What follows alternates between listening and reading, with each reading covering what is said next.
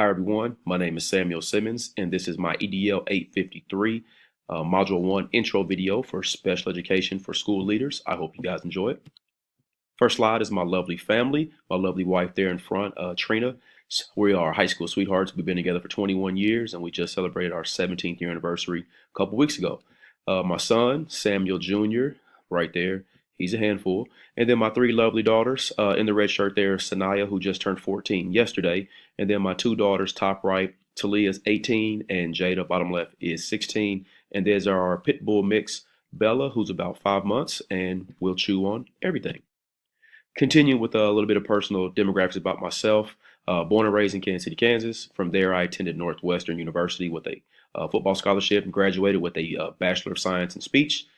After my NFL days with the Miami Dolphins and Pittsburgh Steelers and a little bit of arena football, I went back to school, Pittsburgh State, and got my master's for teaching. And I went the alternative route through the KCK Teaching Fellows. Currently, I'm working on my endorsement option at Fort Hays State for building level administration.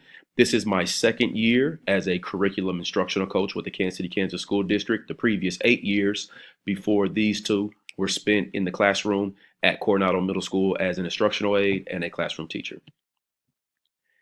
So a little bit about the demographics of the Kansas City, Kansas School District. 5 high schools, 9 middle schools, 30 elementary schools. We have a couple of alternative programs, one for behavior and a couple for mental health issues.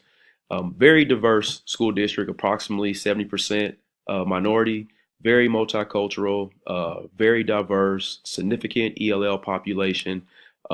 We are a Title I school district. I'll get more into that a little bit later, with approximately 80% of our students on free and reduced lunch, and our student ratio was somewhere around 15-1.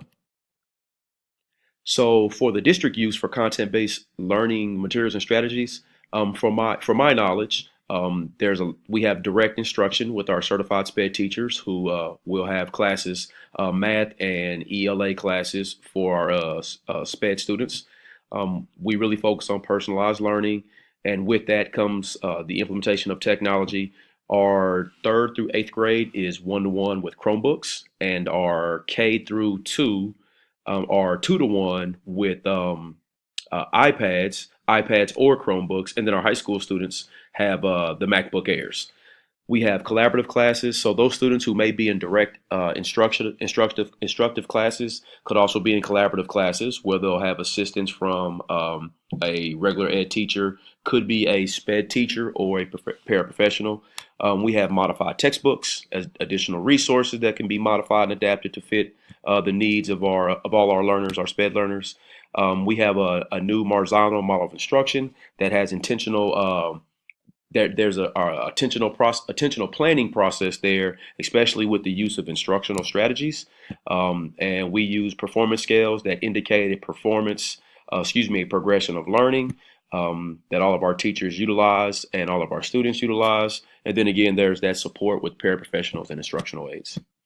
Personal use myself from inside the classroom, that intentional planning piece I talked about earlier was just really trying to meet my students where they are and purposely planning authentic lessons that meet my students where they are. I modified curriculum for my SPED students, personalized learning through differentiated instruction, those purposeful instructional strategies that really push the cognitive levels of our students, that take them from really foundational levels and push them to higher levels of thinking. I really extended my focus and guided instruction for my special education students, and then also gave them more collaborative time, whether with me or with a classmate. Word walls had pictures, especially for some of the more difficult words, and then also for some of my TMD students, we had adaptive keyboards with pictures on them.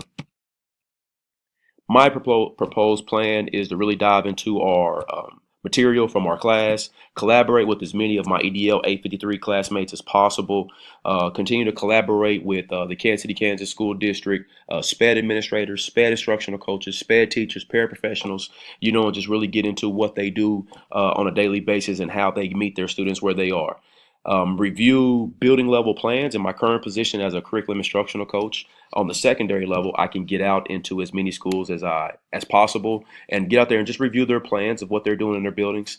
In my position, it is my job to modify curriculum or guaranteeing viable curriculums as well as pacing guides. And then I just need to do as I become an administrator and even as my curriculum instructional coach, I need to get into IEP meetings because that's something that I have never been a part of. Impact of funding, obviously in the state of Kansas, funding is and always has been an issue. But again, we are a Title I school district, so we get a few extra federal bucks for our schools. We are a priority school, so there's some state funding there. And the money from the Title I and priority schools really go for tutoring and school programs and books and resources and materials. All that could be utilized to help support our students and our sped students. We just passed a $200 million bond last year that is really going to be put in place to affect the infrastructure that could really help, classrooms and help personalize classrooms and, and do some things with blended learning and things like that that could really help sped students as well as all students. The big part of my plan is going to be to collaborate with as many special education professionals as possible, and just pull in the knowledge that they have and utilize that knowledge as I work to become a building administrator.